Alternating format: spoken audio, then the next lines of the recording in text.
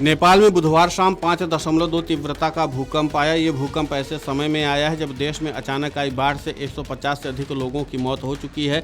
इससे कुछ घंटे पहले कम तीव्रता के भूकंप के झटके महसूस किए गए थे, जिसके बाद बाढ़ और भूस्खलन से भारी तबाही हुई। प्रारंभिक रिपोर्ट के मुताबिक 5.2 तीव्रता वाले भूकंप का केंद्र कोदारी से करीब 55 किलोमीटर उत्तर पश्चिम में स्थित था। यह इलाका भूस्खलन की आशंका वाला क्षेत्र है। भूकंप की गहराई और इससे हुए नुकसान की तत्काल जानकारी नहीं मिल सकी है। न्यूयॉर्क टाइम्स की रिपोर्ट के मुताबिक अमेरिकी भूगर्भीय सर्वेक्षण के अनुसार इलाके में जिस कंपन को शुरुआत में 4.4 की तीव्रता वाला भूकंप बताया गया था, वो वास्तव में भूस्खलन की वजह से पैदा हुआ था। यूएसजीएस ने अपनी वेबसाइट पर कहा कि भूस्खलन की ताकत 5.2 तीव्रता के बराबर दर्ज की गई है। इससे पहले नेपाल के एक अधिकारी ने कहा था कि संभव है कि भूकंप की वजह से भूस्खलन हुआ हो। तिब्बत से अचानक आई बाढ़ ने बुधवार को मध्य नेपाल के कई कस्बों और गांवों में भारी तबाही मचाई। बाढ़ में 150 से ज़्यादा लोगों की मौत हो गई है और 750 से अधिक लोग लापता हैं। लापता लोगों में 133 भारतीय नागरिक भी शामिल हैं। बाढ़ में कई महत्वपूर्ण पुल बह गए हैं और करीब 1 दर्जन जल विद्युत परियोजनाएं प्रभावित हुई हैं। वहीं नेपाल के विदेश मंत्री शिशिर खनाल ने संसद को बताया कि स्थानीय समयानुसार सुबह 8:37 पर तिब्बत क्षेत्र में भूकंप आया था और इसके 3 मिनट बाद अचानक बाढ़ की सूचना मिली। इससे संकेत मिलता है कि भूकंप के झटकों से ग्लेशियर से अचानक पानी निकलने की घटना हुई हो सकती है, जिससे बाढ़ आई। अधिकारियों के अनुसार भोटे कोशी नदी में आई बाढ़ से तिब्बत की सीमा से लगे रसुवा और धादिंग जिले प्रभावित हुए हैं।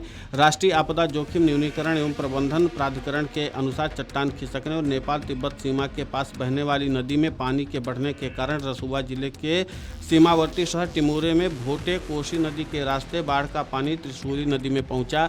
इसके बाद बाढ़ नदी के रास्ते नुआकोट, चितवन, गोरखा, तनहू और नवलपरासी पूर्व जैसे अन्य जिलों तक फैल गई। ये इलाके काठमांडू से करीब 70 किलोमीटर से लेकर लगभग 200 किलोमीटर तक की दूरी पर हैं। नेपाल सरकार ने बताया कि 150 से ज्यादा शव बरामद किए गए हैं और करीब 750 से ज्यादा लोग लापता हैं। वहीं चीन के सरकारी समाचार चैनल CGTN ने बताया कि सीमा के चीनी हिस्से में 3 लोगों की मौत हुई है और लगभग 265 लोग लापता हैं। प्रभावित इलाकों के वीडियो में कीचड़, चट्टानों और मलबे के साथ तेज बहाव का पानी दिखाई दे रहा है। लोग बाढ़ के पानी से बचने के लिए भागते नजर आए। पानी इमारतों और वाहनों की ओर तेजी से बढ़ रहा था।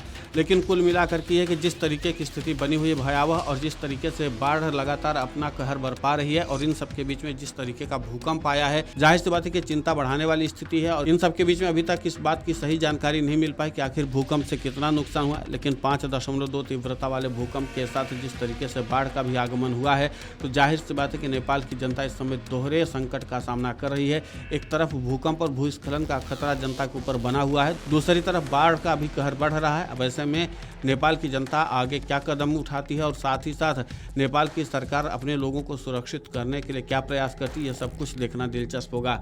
लेकिन फिलहाल प्रशासन और सरकार दोनों के लिए चुनौती बढ़ी हुई है।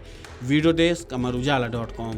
इसी प्रकार की वीडियोस देखने के लिए हमें सब्सक्राइब करना ना भूलें और एस्ट्रोलॉजी से जुड़ी लेटेस्ट जानकारी के लिए डाउनलोड करें माई ज्योतिष ऐप।